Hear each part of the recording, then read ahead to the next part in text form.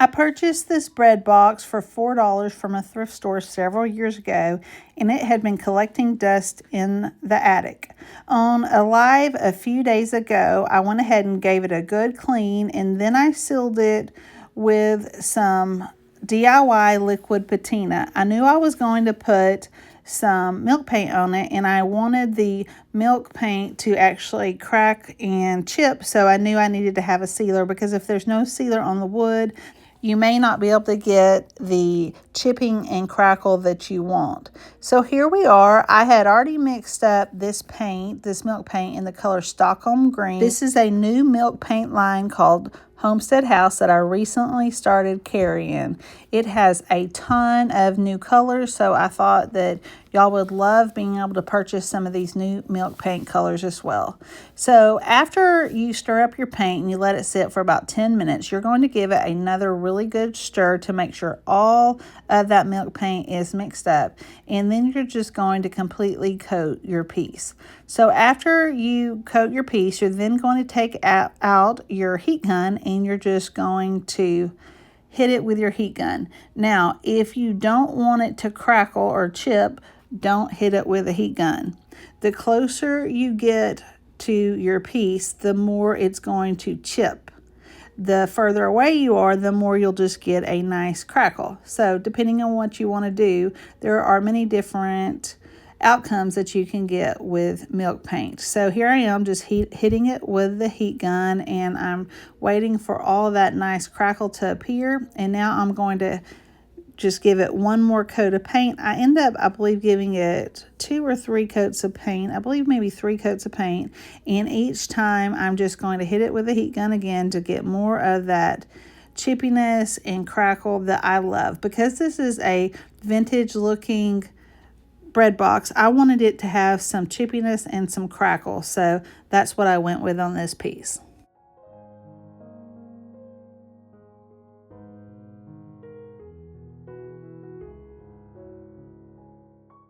Milk paint is really fun and really easy to work with. Once you wait on the paint to mix up, then you're just going to apply it to your piece. You can just slap it on there. Then you're going to hit it with your heat gun, or a hairdryer will work as well. And then you just keep applying these different layers until you have the desired look. My name is Emily. I'm with J Bowen & Company. If this is your first time here, welcome. And if you've been here before, welcome back. I'm so glad that you decided to watch this video with me today. Here we are drying that third layer of paint, and you can see that it now is getting a whole lot of crackle, and it's starting to look really good. So I knew that I wanted to use that Home Sweet Home transfer set. That's one of the new transfers from the new IOD Iron Orchid Designs summer release.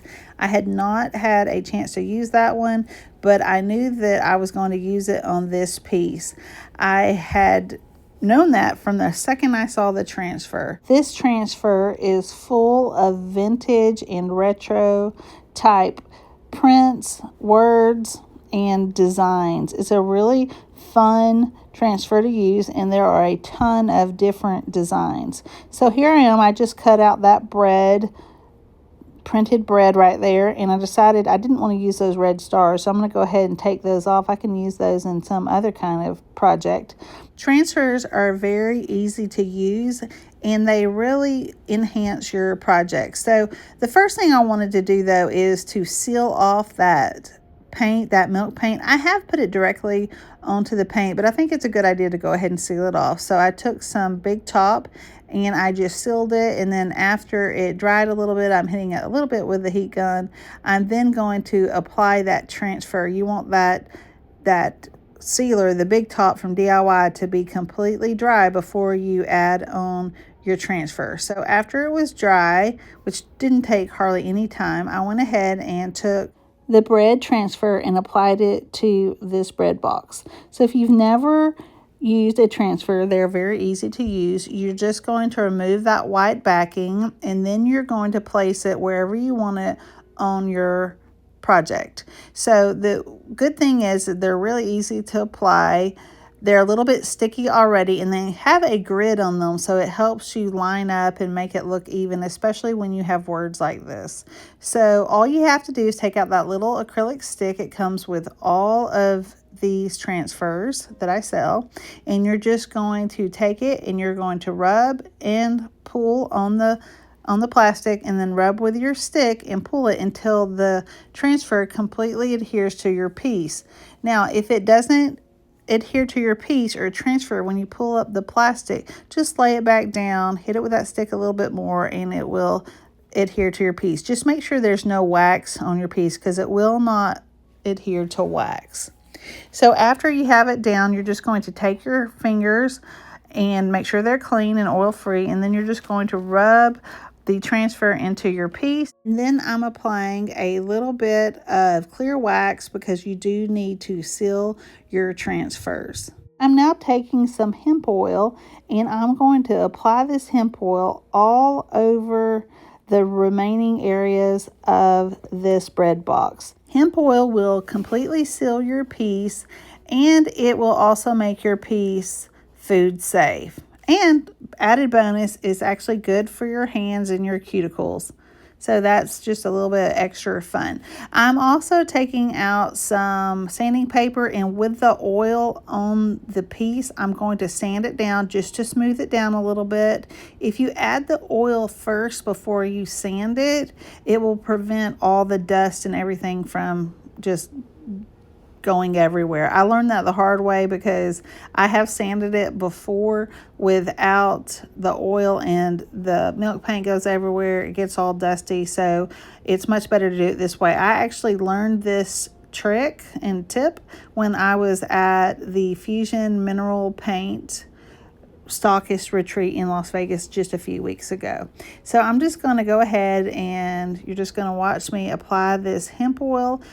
You can also apply tung oil to milk paint as well, and it's really cool because it makes your pieces waterproof. So if you want to paint something with milk paint outside, you would want to use the tung oil on your piece instead of the hemp oil. You can find all of these paints and products on my website. I'll put a link right there in the comments and also in the description. So if you're interested in purchasing any of the paints or IOD products, you can purchase them from me, and I'll get them shipped right out to you.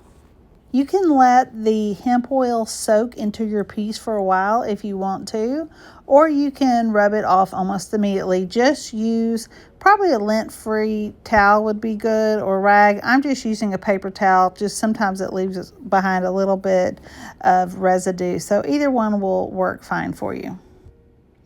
And now we're going to take some black wax, and we're going to go all over this piece. We're going to rub it in or paint it on there, apply it to your piece, and then we're just going to rub it back so it makes all those crackles and chips show up, and it just looks really pretty and gives a really nice aged look, and it just double protects your piece.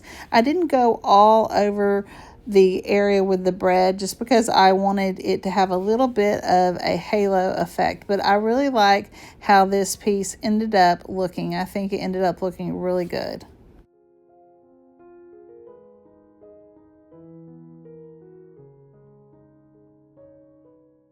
Hit that like button if you like how this turned out, and consider subscribing to my channel if you haven't already.